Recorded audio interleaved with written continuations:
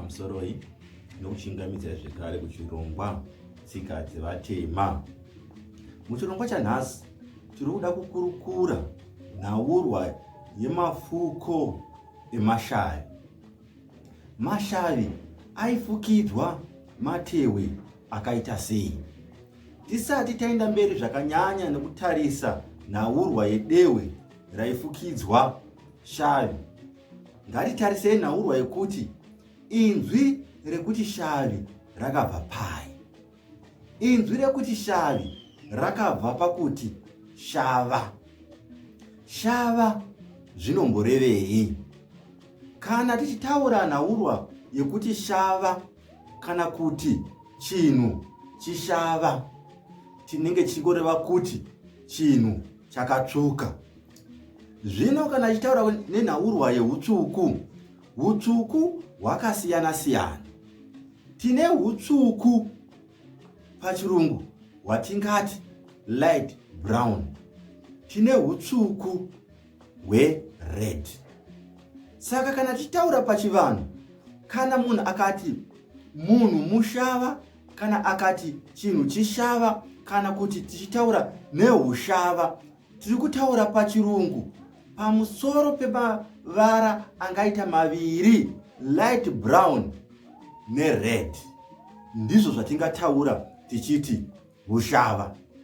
Ngationei kuti tine nzvimbo yatinoti domboshava.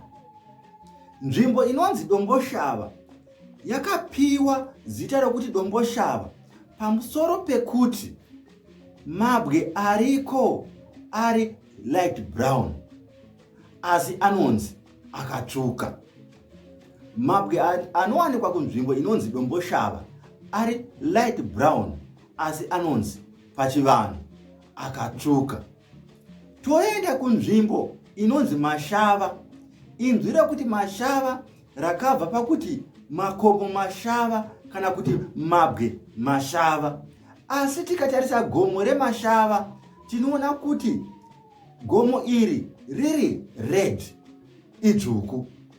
Ndizvo zvatiri kuti kana tichitarisa pachivanhu, inzwi kana kuti ruvara rwehushava tinenge tichitarisa light brown kana kuti red. Kana tine mombe ye-light brown tinenge chiti imombe shava.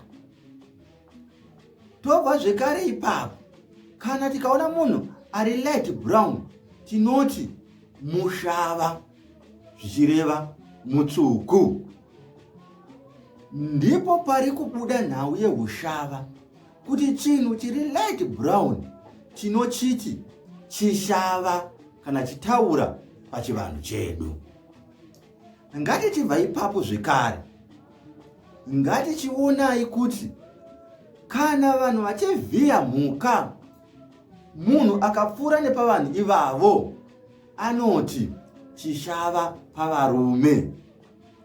Chishava chaanenge achitaura apa iropa, ndicho chishava chaanenge achiona. Tingotsinhira pfungwa yekuti chishava pachivanhu anenge ari mavara maviri, light brown nered. Red iyi vamwe vachiti maroon, asi isu tichangoshandisa kuti red. Ngatichiendai kunhau yedu yeshavi. Shavi richinobuda rainofukidzwa matewe emhuka inonzi mhofu. Dewe rainofukidzwa mashavi rakanga riri dewe remhofu ine ruvara rushava, light brown. Asi takubva padewe tichienda kumachira, takubva padewe tichienda kumachira, mafuko atava nawo mazuvano, mashavi ainosarudza machira ered. Nemhaka yei mashavi ainosarudza machira ered? Tati chainodiwa hutsvuku. ndochainodiwa neshavi.